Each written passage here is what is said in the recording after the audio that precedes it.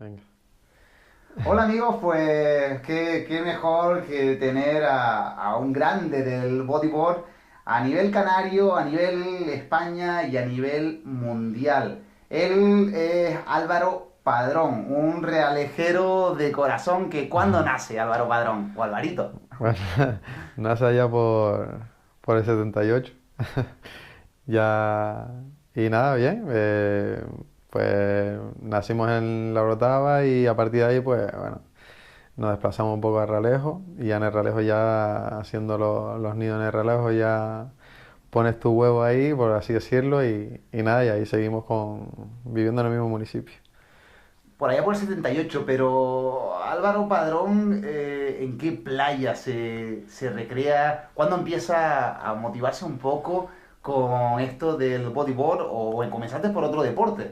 Bueno, no, la verdad que eso, siempre te inician por mi padre, que era deportista, era futbolista y empecé con el fútbol. Pero pasa que no me llamaba tanto la atención porque me gusta un deporte que no dependa de los demás, sino que sea más por física uno propio, ¿no? Entonces, ya yendo a la playa con mis padres y eso, pues me fui inclinando hacia este deporte, en el sentido que tenía que tener más autonomía, etcétera, y no tenía que depender tanto de la gente ni de nada, sino un poco más de la naturaleza. Entonces me fue cada vez absorbiéndome más y tanto que dedico horas y horas en el agua. ¿Eh?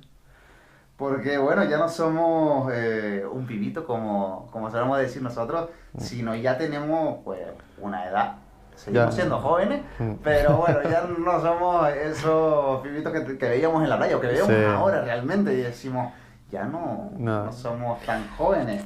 Ya pensamos un poquito más las cosas, ¿sabes? Y hay ciertas cosas que tú dices, vale, esto va aquí, esto no va aquí, vale, hay que pensar un poquito más las cosas, pero aún así cuando referido al deporte, cuando las condiciones son arriesgadas y hay que tirar para adelante, pues soy el primero que se monta en el carro, ¿vale? La experiencia tiene un grado, entonces, pero siempre y cuando ya, por ejemplo, no tengo tantos accidentes quiero decir, haciendo ciertas maniobras o para completar ciertas maniobras. Accidentes siempre uno puede tener de la noche a la mañana, pero a lo mejor las maniobras ya van más selectivas, vas perfeccionando ciertas cosas. Antes hacías más a lo loco, ahora ya hay una línea y un montón de conocimientos previos que da una mejor trayectoria, ¿no? ¿Y el deporte qué significa para ti? La palabra deporte o deportista, porque un deportista es aquella persona que dedica su vida realmente al deporte, gira en Sí. torno al deporte. Para mí el deporte, yo concebir la vida sin deporte no es imposible. Yo siempre tengo que estar haciendo algo.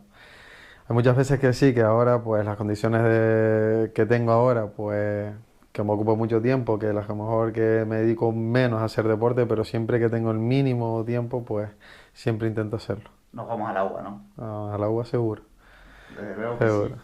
Bueno, quien tenemos aquí, estamos hablando de que ha sido miembro de la selección española de voleibol en 2002, 2004, 2005, 2006, miembro de la selección canaria de voleibol en 2003 y resultados en campeonatos a nivel mundial como es tercero en el campeonato del mundo de la ISA en Ecuador 2004. Cuéntanos un poco, pues, cómo es esas condiciones de olas en otro Mm. lado del mundo. Sí, la verdad que el hecho de convivir un grupo como pueden ser, como fue en ese momento, surferos, longboarders, nosotros, los bodyboarders, pues compaginar todo eso dentro de una convivencia, aprendes muchas cosas, ¿sabes? Ya una vez que sales de aquí aprendes a convivir sobre todo y a apreciar todo lo que hay fuera, ¿sabes? Que nosotros estamos, que no estamos metidos en una isla, pero el mundo es muy grande.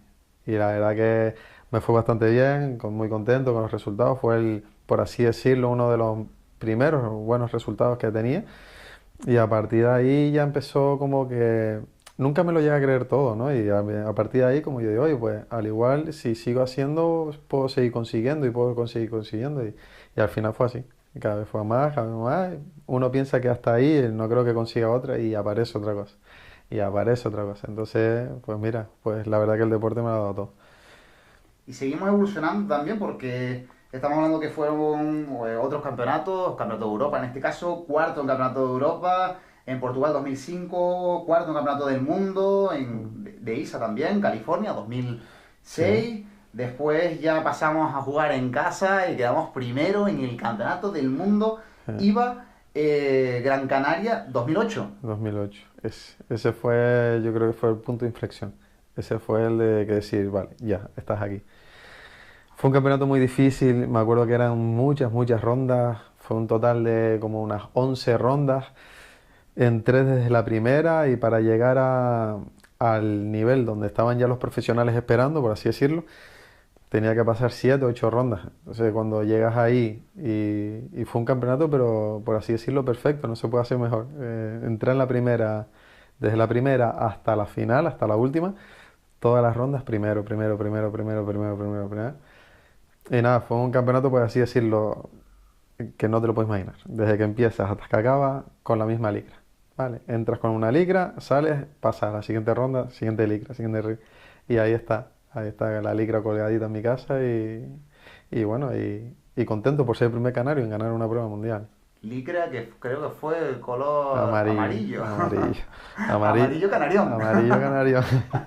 Porque Sí, para que nos sí. estén escuchando, pues el amarillo se asocia a nuestros amigos canariones, nuestros amigos de Gran Sí, Canaria, esos pío pío. Que de aquí pues le damos un fuerte abrazo a todos ellos. sí.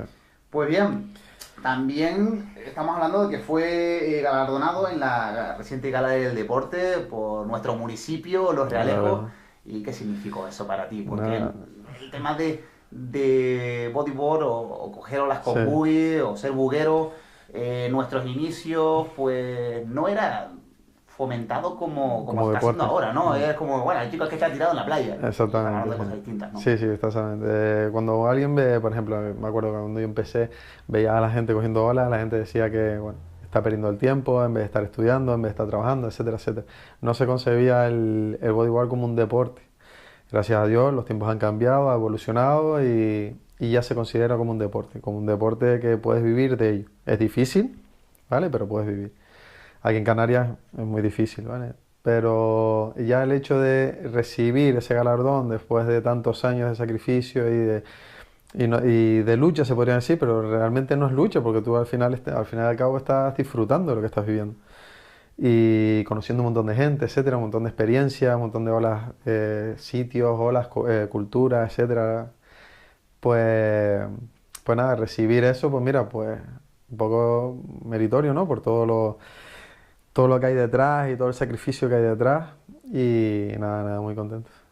¿Y cómo combinaste esos estudios? Porque no eras un chico que se pasaba precisamente No. todos los días tirado en la playa, sino estamos hablando de alguien que llegó a la universidad, que Hmm, hoy en día... Bueno, cuéntanoslo tú, sí, que es mejor nada, escucharte a ti.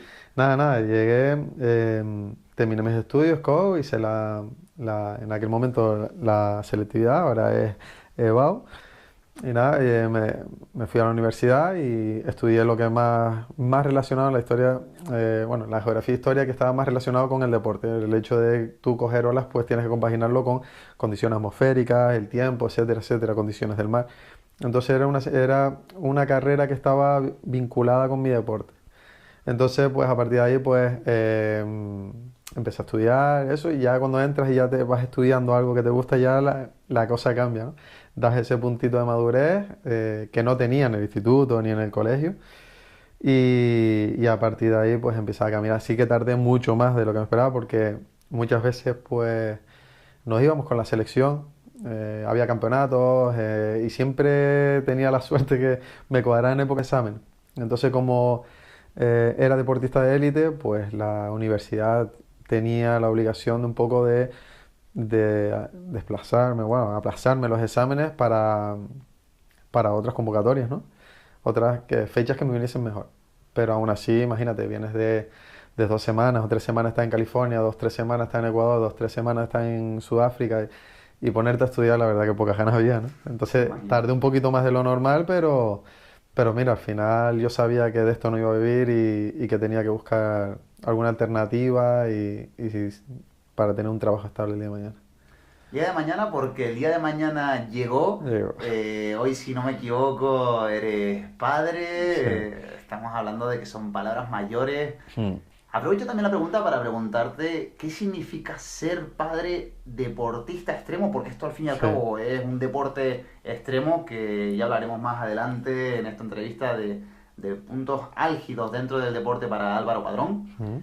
Y el ser padre es Es un otra cambio. cosa, ¿no? Sí, sí, sí, es un cambio, es un cambio. Así que por ciertos acontecimientos que me ha pasado, sí que aprecias más lo que tienes, ¿no? Entonces, tenemos lo que hablábamos antes, pensar un poquito más las cosas, saber lo que tienes que hacer en cada momento y decir, vale, si en ese momento el cuerpo te pide parar, es necesario parar. Antes el cuerpo, cuando no tenías esa responsabilidad, ese cuerpo te decía para y tú intentas decir que no, no puedo parar, tengo que intentar pasar esa barrera. Y la pasabas. Y ahora pues un poco decir, vale, venga, vamos a estar tranquilos, vamos a cenar, vamos a seleccionar olas, vale, esta puedo ir, esta no puedo ir o lo que sea, y arriesgar lo que se puede arriesgar, ¿vale? Dentro de lo que se llama arriesgar, ¿vale? No hacer el loco. Y cuando hablamos de un bodyboard, pensamos que es coger olas, e irnos a la playa y ya está. Pero Álvaro Padrón, No. ¿cómo se prepara físicamente, mentalmente? ¿Dónde lo hace? Vamos a ver, cuando yo empecé, me acuerdo, no hay, ahora hay muchas ayudas, ¿no? Hay escuelas, hay gente, hay cursos, etcétera. Antes, cuando yo empecé, no había nada de eso, era todo vídeos y yo me sabía todos los vídeos, todas las canciones, todos los golpes de la música, sabía, en mi mente sabía qué maniobra había, qué ola era, quién era, etcétera. Me comía mucho, mucho, mucho los vídeos y de ahí aprendí. Entonces veía y veía y veía y veía y después intentaba practicarlo en el agua. Pues ahora es otra cosa. Ahora, por ejemplo, hay cursos, hay tecnificación, hay iniciación, hay muchas cosas, ¿vale? Y todo eso viene de atrás, de un ejercicio físico, de emplearte fuera. Cuando no hay olas, puedes hacer ejercicio, prepararte para ciertas condiciones que puedan aparecer en un futuro, porque tú eso nunca lo sabes. Pero sabes qué va a pasar, pero no sabes cuándo, entonces hay que prepararse para eso.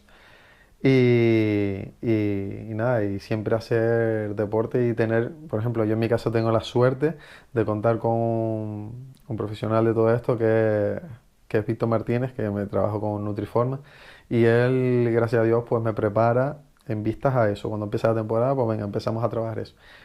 Ahora con el tema de ser padre, pues sí que cuesta un poquito más, etcétera, porque te ocupa más tiempo, etcétera, pero siempre que no hay olas y siempre que hay olas, pues voy al agua, y siempre que no hay olas y tengo tiempo, pues voy a entrenar. Pero siempre te estás en contacto con eso. Bueno, y esto de ser padre tampoco deja de ser un entrenamiento funcional que ahora Claro. está muy de moda, ¿no? Sí, sí, sí, sí.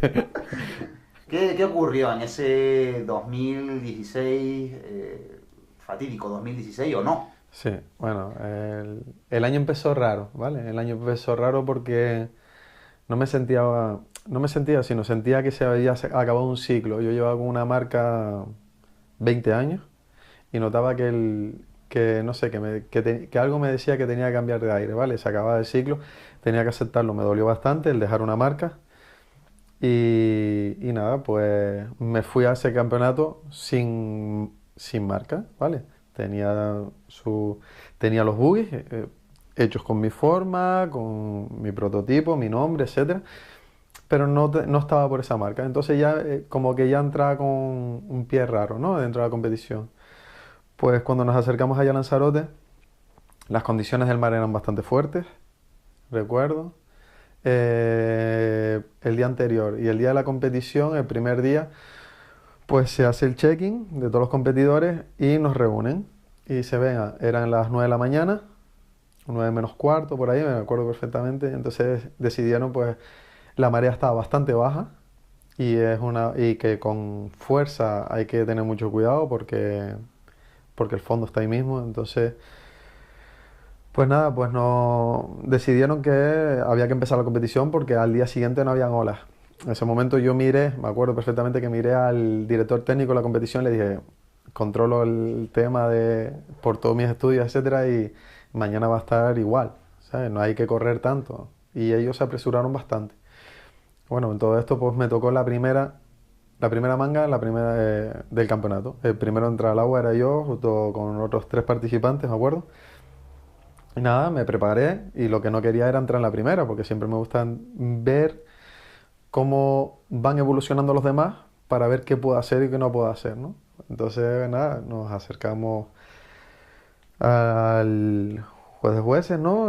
Hablamos, nada, decidieron que en 20 minutos entrábamos al agua.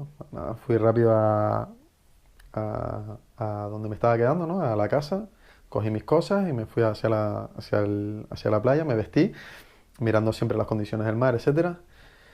Y yo me acuerdo que veía el mar bastante grande, pero las olas grandes no servían. Entonces yo veía bastante potencial en las medianas. ¿Qué pasa? Que las medianas también las veía como muy pesadas, muy recogidas, con el fondo ahí mismo, etcétera. Pero eran las únicas que me podían garantizar el paso para la siguiente. Entonces cuando entramos, pues nada, empieza la competición. Dice, llego el primero al pico, llegan los otros tres competidores detrás de mí.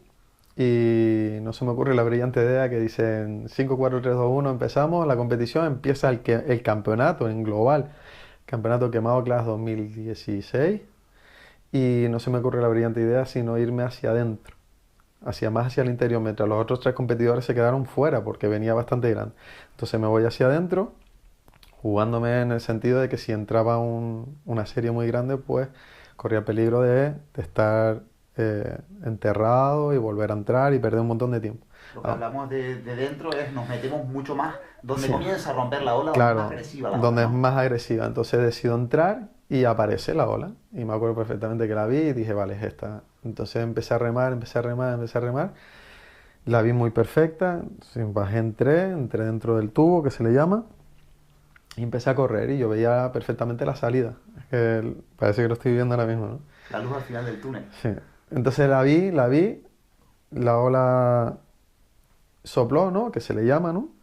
Y cuando ya voy a salir, justo recibo un bache de la presión que ejercía toda la ola.